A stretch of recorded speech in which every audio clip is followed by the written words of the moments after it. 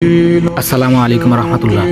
আপনি কি কখনো ভেবেছেন আল্লাহর উপর ভরসা করলে কেন কিছু মানুষের জীবন বদলে যায়? আজকের ভিডিওতে এমন একটি বাস্তব গল্প বলবো যা আপনাদের হৃদয় ছুঁয়ে যাবে ইনশাআল্লাহ। বহু বছর আগে এক বুজুর্গ ব্যক্তি ছিলেন যিনি পেশায় ছিলেন একজন দর্জি। তিনি খুব অল্প আয়ে সংসার চালাতেন, কিন্তু তার মুখে সবসময় হাসি লেগেই থাকতো। সারাক্ষণ তিনি বলতেন, আলহামদুলিল্লাহ, আল্লাহ যা করেন ভালোর জন্যই করেন।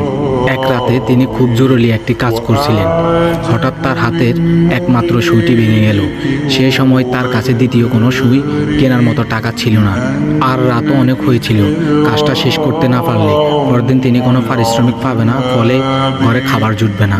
সাধারণ কেউ হলে হয়তো ভাগ্যকে দোষ দিত বা ভেঙে পড়ত, কিন্তু তিনি প্রশান্ত মনে, আল্লাহর ইচ্ছা হয়তো এর মধ্যে কোনো কল্যাণ আছেই। তিনি অন্ধকারে জায়নামাজ বিছিয়ে আল্লাহর কাছে সাহায্য চাইতে লাগলেন এবং ধৈর্য ধরে বসে রইলেন। কিছুক্ষণ পর এক মুসাফির তার দরজায় কড়া নাড়ল। মুসাফিরটি ছিল অনেক বড় এক ব্যবসায়ীর কর্মচারী।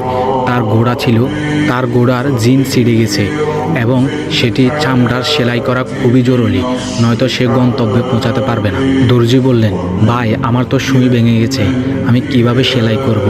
মুসাফিরটি তখন নিজের থলে থেকে একটি শক্ত এবং উন্নত মানের সোনার প্রলেপ দেওয়া সুই বের করে দিলেন এবং বললেন, আপনি এটি দিয়ে সেলাই করেন আর সুইটি আপনার কাছে রেখে দিন, বিনিময়ে আমি আপনার উপযুক্ত পারিশ্রমিক দিয়ে দিব।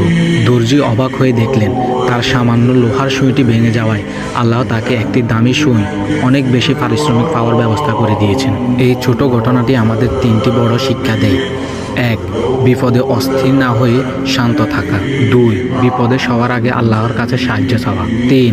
আল্লাহ যখন আমাদের প্রিয় কিছু কেড়ে নেয়, তখন তিনি আসলে তার চেয়ে উত্তম কিছু দেওয়ার পথ তৈরি করে দেয়।